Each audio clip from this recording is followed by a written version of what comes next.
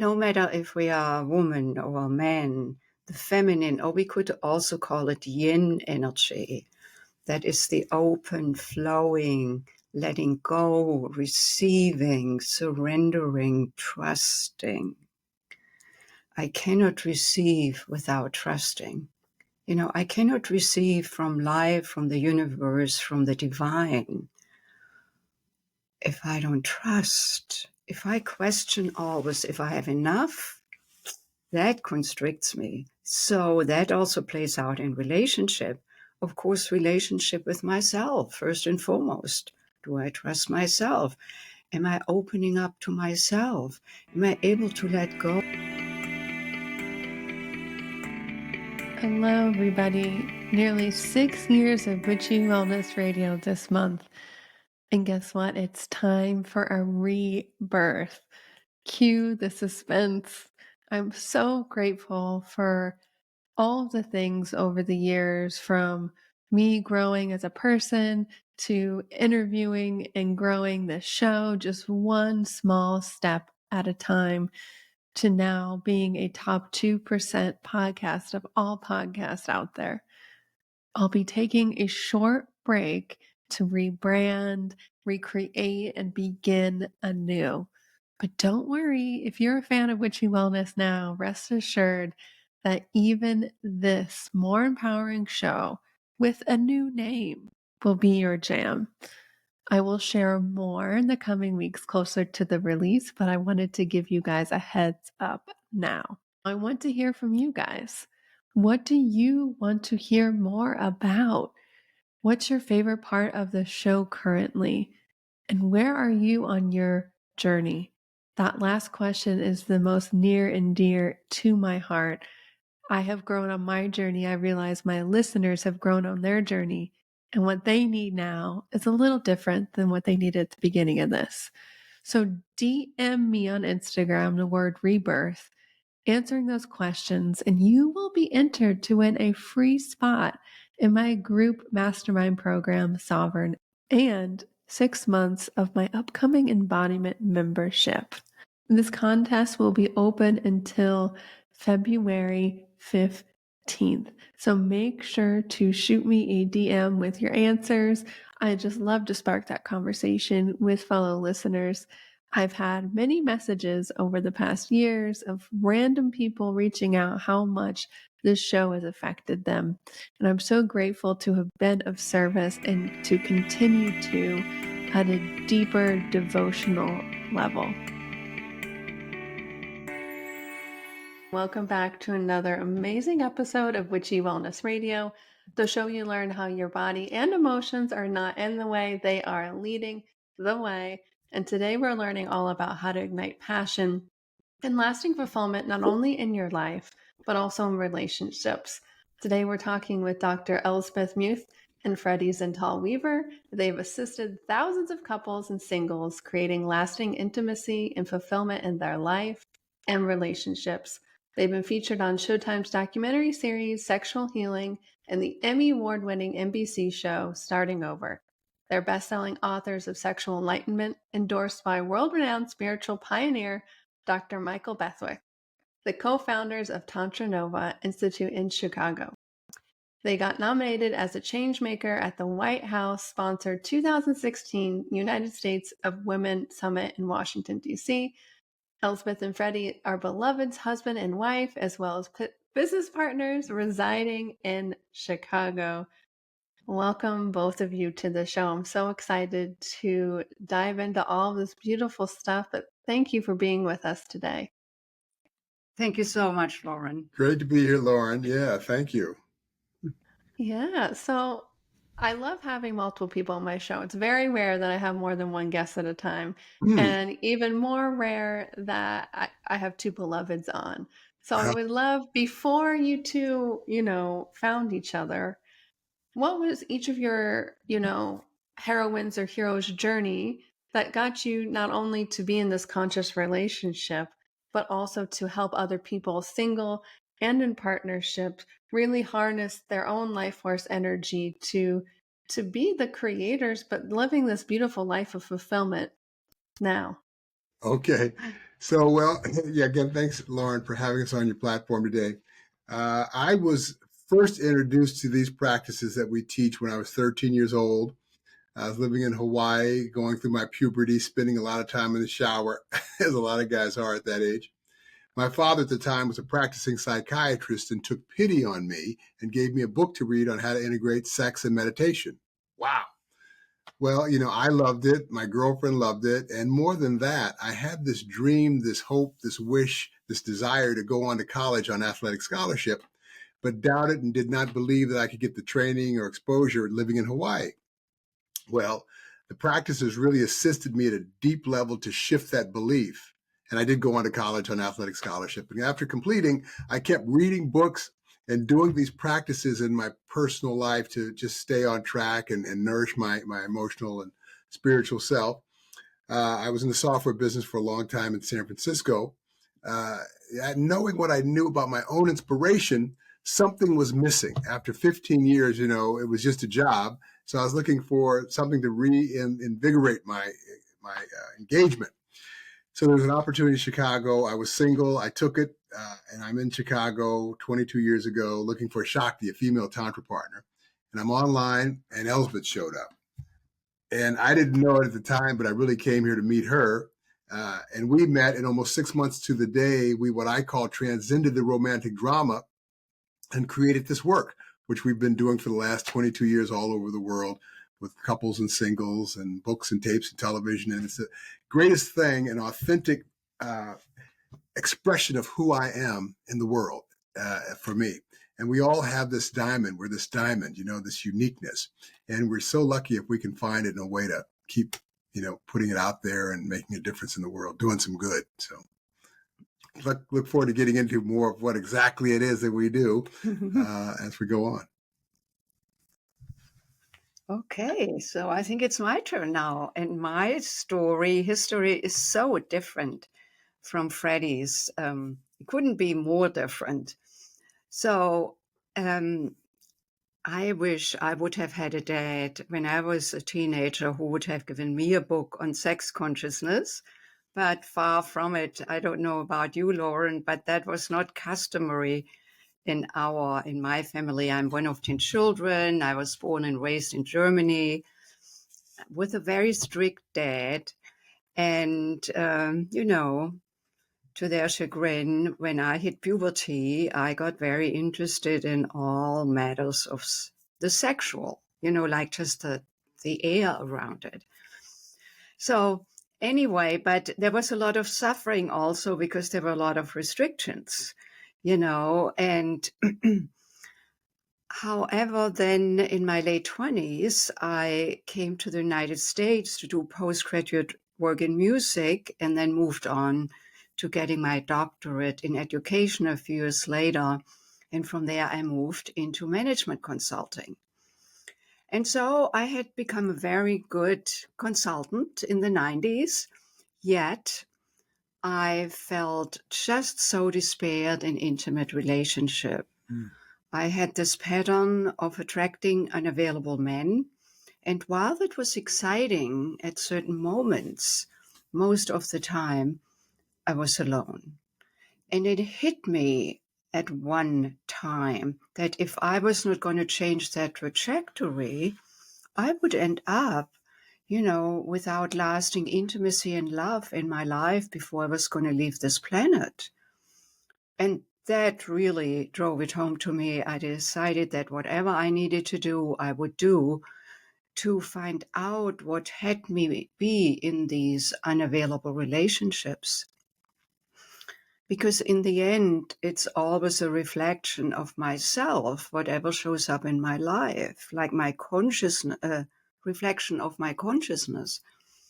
While at the outside, I looked very available and they were not available. But as I discovered through the tantric practice and my tantric studies, was that I was not available, not at the outside, but on the inside. And the tantric practice is a very powerful way of coming and, tapping into places that within ourselves that are not available through approaching them from the conscious mind. And what opened up for me through the tantric practice, I really dedicated myself to it, like really studying, not just reading a book here and there, but really delving into it.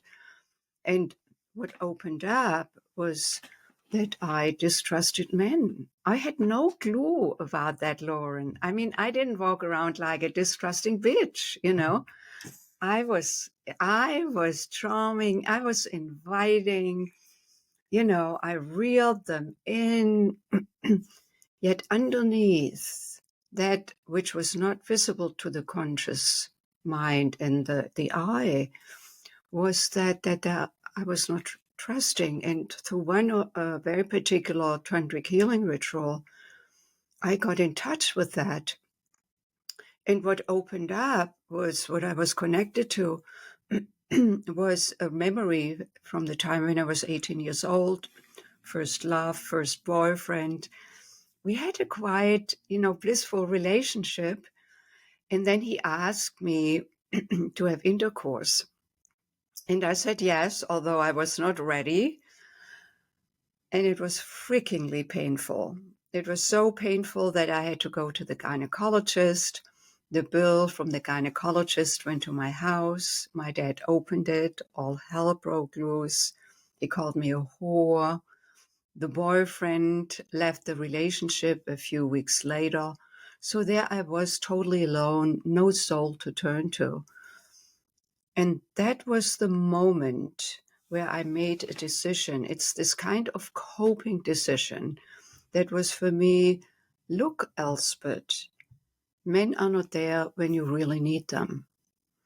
And while that was so at that time, that decision trailed me into my young adult life, my adult life.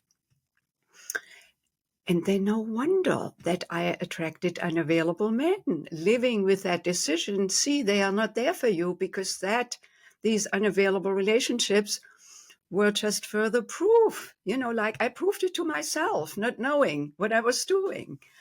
And so all of that was unraveled. And, usually when we unravel something like that, what may show up, that what we tried to hold, in ourselves opens up like a valve. And then the steam, gets very intense before it fizzles out. It was the same for me.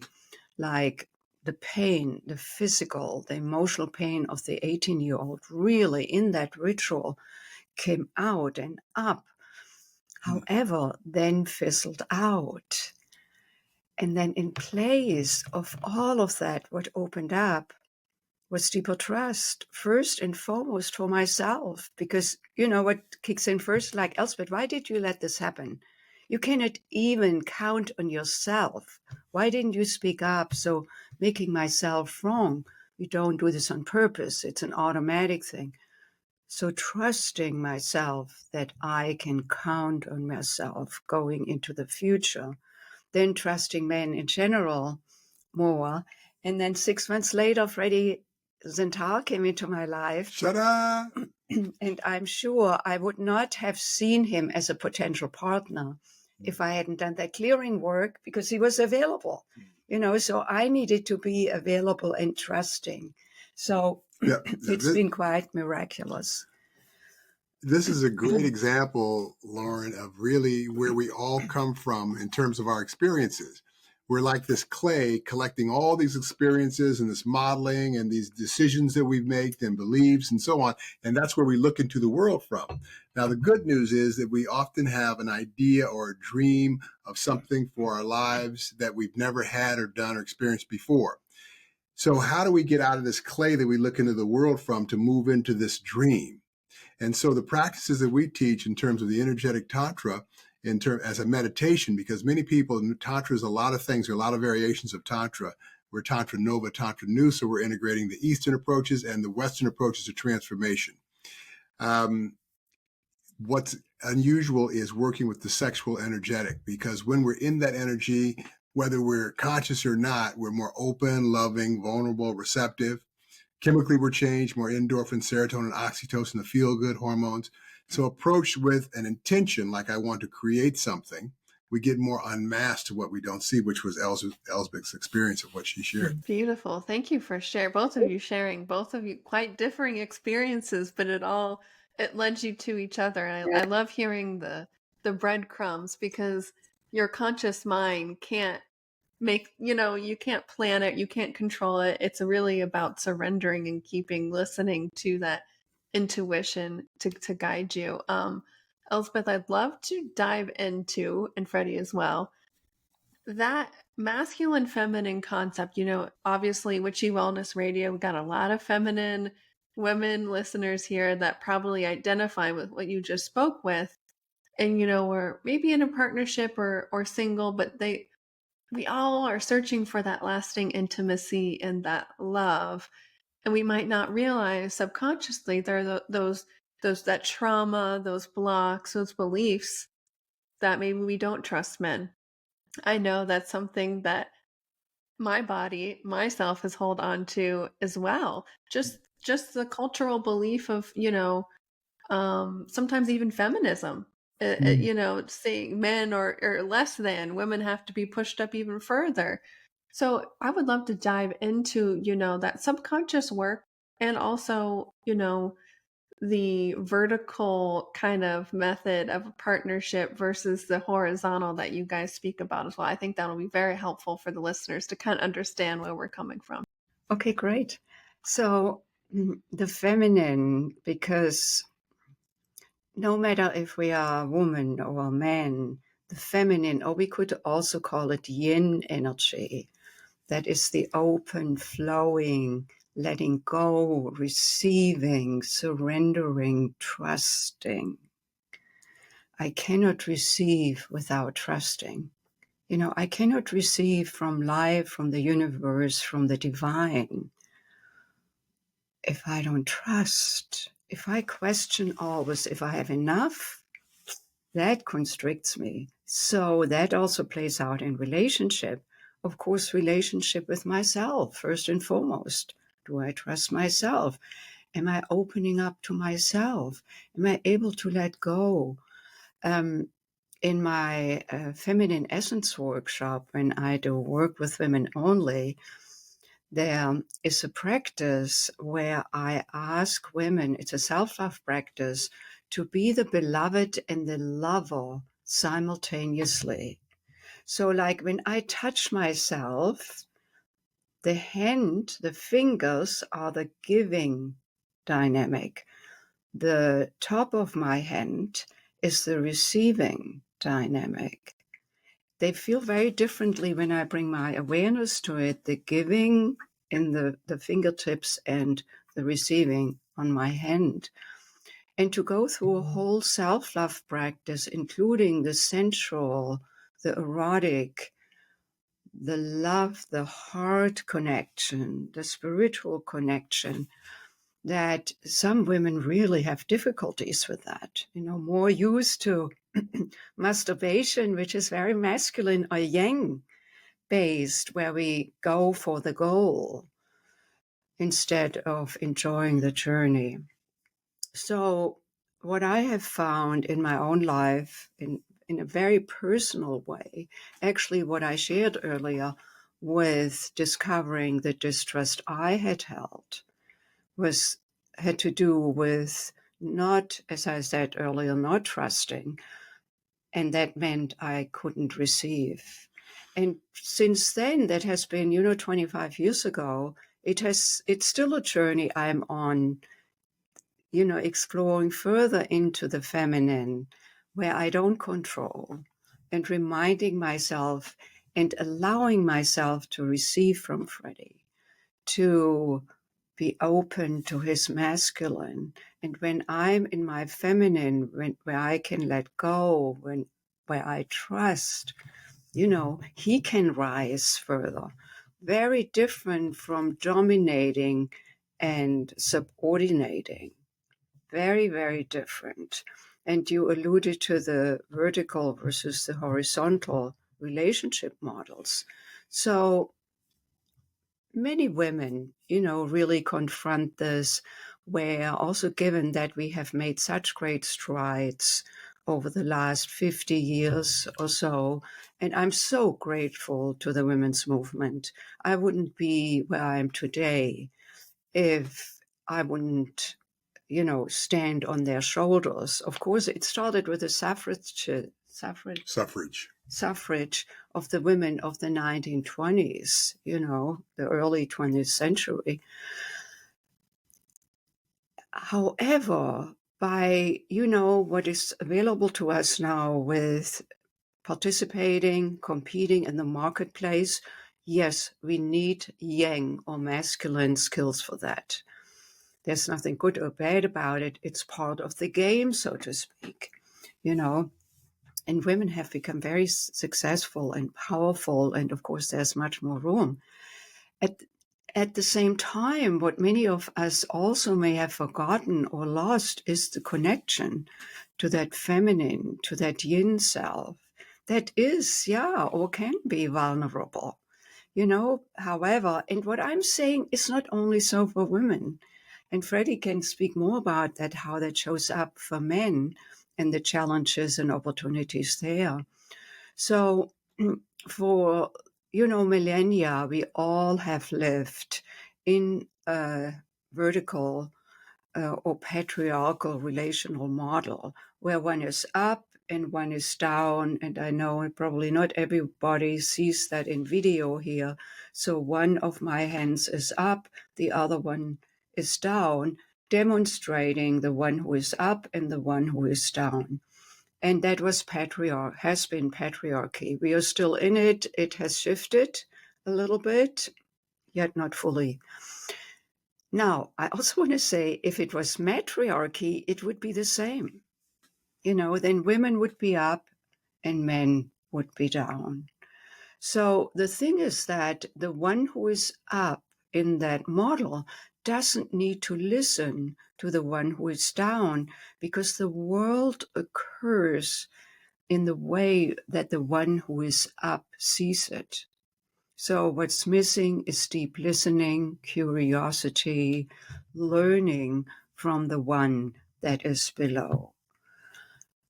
At the same time, a question I asked myself actually for years, how come that us women had allowed to stay so long in the subordinate position? Until I came to that place and I got that in any realm of consciousness, everyone lives in the same consciousness. The consciousness of patriarchy is that one is up and one is down. Everyone is part of that consciousness. So what needs to be changed, just changing actions is not enough. We need to change consciousness. And so in the changing of the consciousness that has started already, because you, Loren, and I, we wouldn't talk here together and do in life what we do if it hadn't, is that there is a new possibility for the relational model, which we call horizontal or partnership model. So then we are, again, my hands have moved from now on the horizontal plane. One hand is on the right, the other one is on the left of that plane. And so now we are equal yet different. We are not dominator and subordinated. So we move from the vertical into the horizontal. And what opens up there is that we want to learn new skills, or skills that both of us in the relationship, be that in an intimate relationship, in a business relationship, that horizontal model applies to every relationship, friendship, organizational relationships, relationships of countries. But given that we are about intimate relationship here, we focus on that dimension and how we can support people in cultivating the skills for the horizontal relationship, like listening and speaking or speaking up, are equally important. I need to be curious. I can only listen when I'm curious, inviting or asking questions, curious questions. Then the giving and receiving. If I cannot receive, I rob the other of giving. And I cannot let go, be open and receive. And the third set of verbs is following and leading. So a leader needs to be equally able to follow. If he or she cannot do that, he or she cannot really resonate with who they are leading. And the horizontal model is really then that at one moment in relationship, one is the leader, and I'm showing this with the infinity loop here. One leads, the other follows.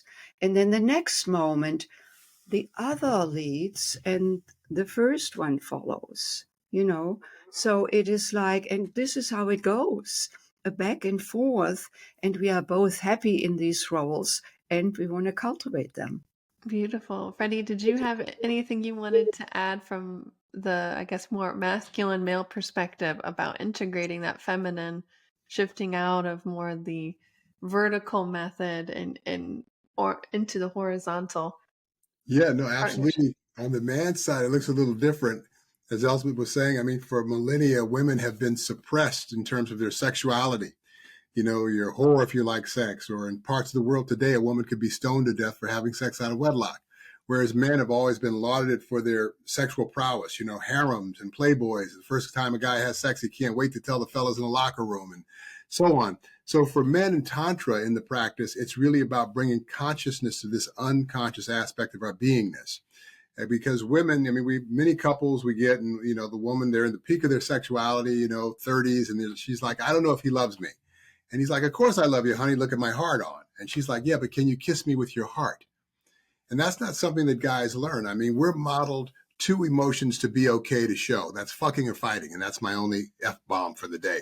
And so for guys in the sexual arena, that's the only place that we're allowed to really feel intimate or tender or touched or moved in that way.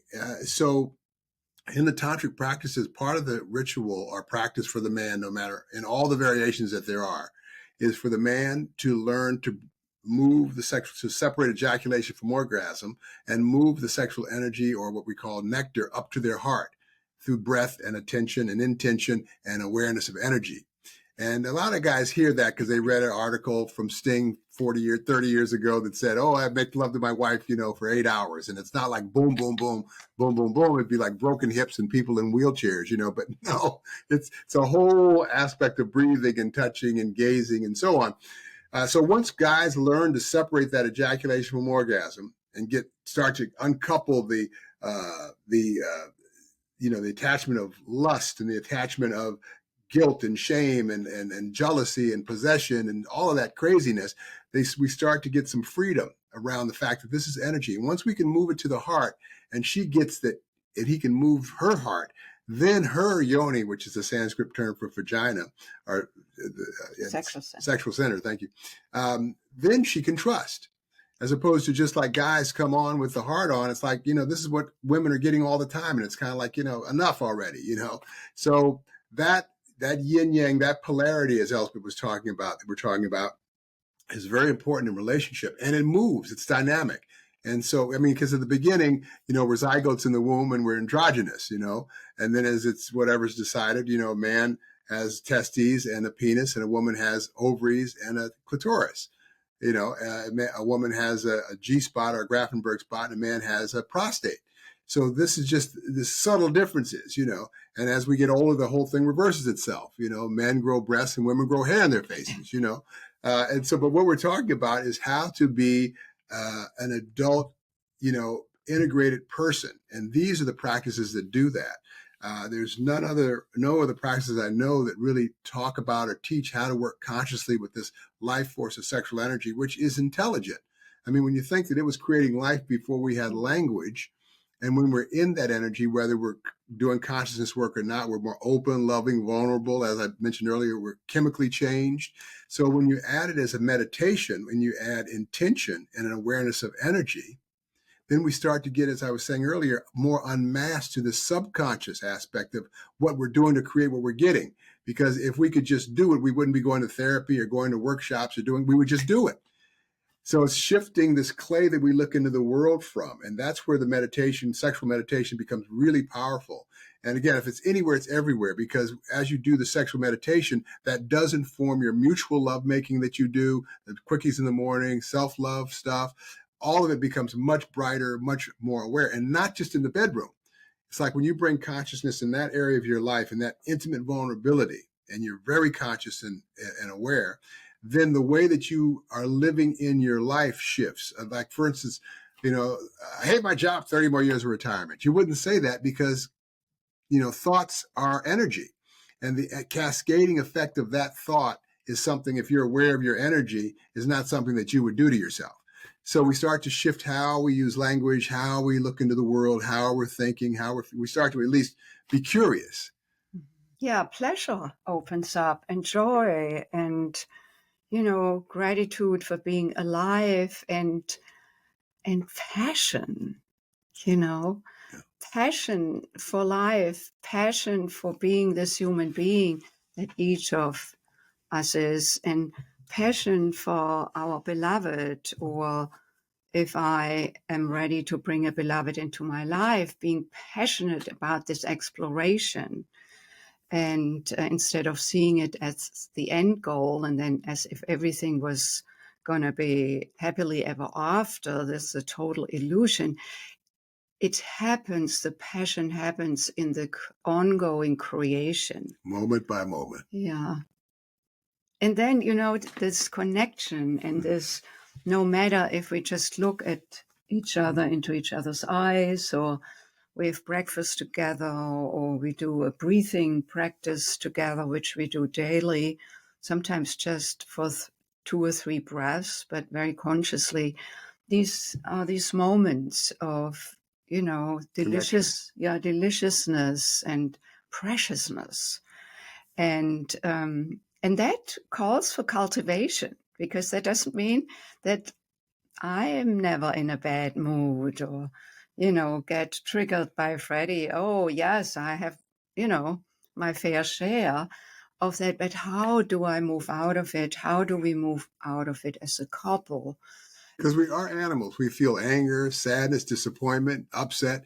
It's just how long does it stick around? Because once it happens and then we spin it. Did you see what happened 3 weeks ago? We're still in it, really what opens up is choice. I can't change the rain, but I can change how I feel about it. Yep, and that's the only thing we can control is how we react to it. And I know we kind of touched on this, but I would love to dive deeper into that reactive mode and how do we shift into that infinity flow that you were talking about earlier. I'm thinking those two are the same. That's really great how you brought this together, because in our reactive mode, there are 2 places we can be in. Either I make, like as an example between Freddy and me, I either make Freddy wrong, like Freddy does something, he doesn't bring the right brand of butter home, and then, I used to have moments that, can't he just bring the butter I really like, that I always get, and I can be either in that place making him wrong, or I could be in the place coming from, let me see, what may have been there that moved him to bring that kind of butter. And then what I learned was that he said, darling, they didn't have that particular brand. So I didn't want to come home empty-handedly.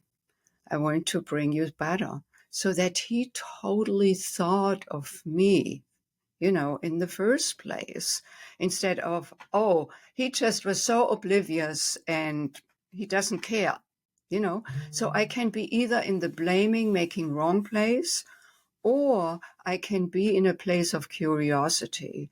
And that is really something I'm training myself, ongoingly, because as Freddy said earlier, we are these animals, we are reactive, our nervous system is set up for fight, flight, or freeze.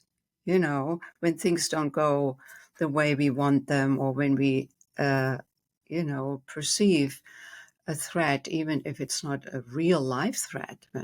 So that is where we want to train ourselves, because both it will assist us in living a more, equanimous life, peaceful life, joyous life, and also in our relationships.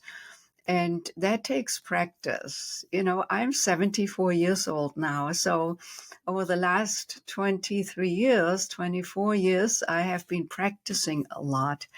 And for me, the relationship with Freddy is a wonderful, learning ground. Say a little bit more what you always say. It's the relationship is the place where we can. Oh, yeah.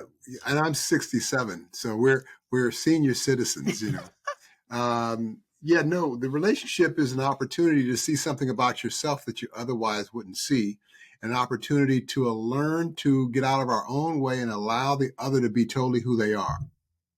And that requires consciousness, because the ego gets in there and the doubt gets in there and the fear gets in there, and it's just insidious. And it comes from way, way, way back when we were in the womb even, because, this is not teaching something that people don't know. It's reminding them of what they've forgotten.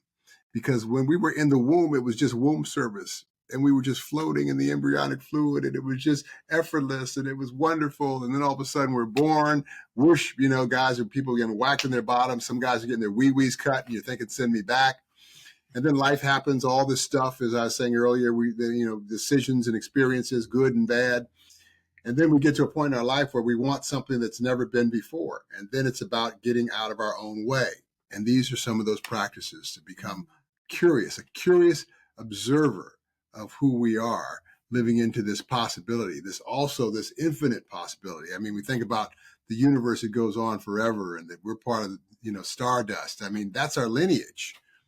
So our dreams are what connect us. Yeah. And then we can see, Loren, that this vertical versus horizontal relationship relating actually shows up in every relationship, because there are moments when I try to control the situation. I may be afraid. I may think, oh, Freddy doesn't know what I want, so I better do it myself, or tell him in a way that may be patronizing, So I'm in that upper position, and I make him into the lower position. So to really be aware of that in our relationships, one or the other can be at the top or at the bottom. So we want to look out for, where are we fighting for being right, controlling, which is always the upper hand, so to speak, the upper role, or where am I in victimhood? Where do I feel like I'm being done to? It's happening to me, versus wow, I may feel this, that Freddy is trying to take over control, but I'm not a prisoner to that. I can say, oh, I then can become curious, say, okay, darling, what would you like? Instead of resisting, instead of breaking out into tears, you always treat me like that, like where I really feel being victimized. And we all have it in us. There's no one exempt. Yeah, guys feel like that too. They always go, we aren't allowed to do that. So we hold it in and we fight instead, Or he, may curse wildly or get very angry. Men, the emotion that is allowed is anger for men. But then they don't know what to do with the anger. And at times it comes out either in screaming or in throwing or in hitting, depending on where the man is in his consciousness. Well, it's not so much the anger. It shows up as anger, but it's just the reaction to feeling something. So we, interpret the feeling and it comes out as anger. So you do something that feels like, and then we get angry and then it comes out, as opposed to that really hurt me, or that, we get angry about it. Mm-hmm. So that's, kind of how it shows up. That's a great distinction. Yeah. So, but the opportunity is, again, being this curious witness of ourselves. We could take a breath That's the key. So practice stillness is one of the key pieces. But again, sexual meditation even takes you even further. It's a further deepening of that listening, and to be able to have it when you want it in the moment. So it's essential that we do our own practices, both in sexual meditation. There's a solo practice, and then there's also a partner practice. And also in non-sexual, like emotional practices, where we want to cultivate ourselves, because if I cannot shift into a listening mode, into being open and curious with myself, I cannot be it with Freddy. So I want to practice this. And then, of course, each in the relationship wants to practice it. So that it's just like, in sports, doing your own practice, training your muscles. If you don't have trained muscles, you go on the playing field, you are not ready. You try to, work with your team, but you're just not there in the moment. The other thing I want to harken back to is to the life force energy, where sexual meditation is the way of connecting with our life-giving energy that is sexual in nature, and learn to channel it from the sexual center, and that applies to men and women. We don't teach it right away to women. Like for men, what Freddy said earlier, separating ejaculation from orgasm is essential.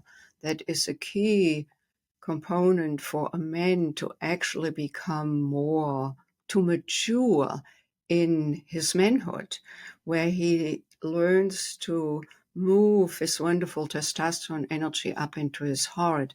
Because when a man is integrated between his sex and his heart, he becomes more available. Sexual energy by itself is rather primal, which is wonderful. However, it's not connected with the heart, and it's more lusty, which is wonderful. It doesn't, it's not conducive to connecting with himself or with the beloved, because that energy, and some women who are very much connected with their testosterone energy, they may be familiar with what I'm saying, that this is like the leading part of the person. The thing of it too, Loren, is when you bring consciousness in the sexual energetic arousal, either low or high, the kernel, the essence of that energy, creativity and pleasure, start to show up in areas of life that seem completely unrelated to sex in the simple process of living. Again, as I mentioned earlier, we start to listen more clearly. We start to be curious of ourselves and our reactions and emotions, particularly if you're doing this work. Yeah, and then the great thing is that we can harness that wonderful life-giving energy that at certain moments shows up in high arousal, and it's so pleasurable and so wonderful and all-encompassing. And then this moment, of 3 seconds of orgasm, the mind is shut off because we cannot think and have an orgasm at the same time. So it's like finally a relief from the busyness and the chatter of the mind. Yeah, the French call it the little death. Yeah, so that we can then learn to bring up that wonderful aroused energy up into the heart, same for the woman, and then up into our third eye, connecting with our consciousness, so that we become integrated between our sexual, our heart, and our consciousness self. And of course, as it moves up with the breath, that wonderful sensation, orgasmic feeling informing my consciousness, I move my consciousness down into the heart with the exhalation into my sexual self. It's really quite an experience to learn to practice sipping on that orgasmic, what we call nectar, as opposed to just building to a climax and then having it explode on its own, which is great, but to be conscious and use with muscle control and breath awareness and energetic awareness, moving that nectar, we call it, up to the heart. And literally you can have heartgasms.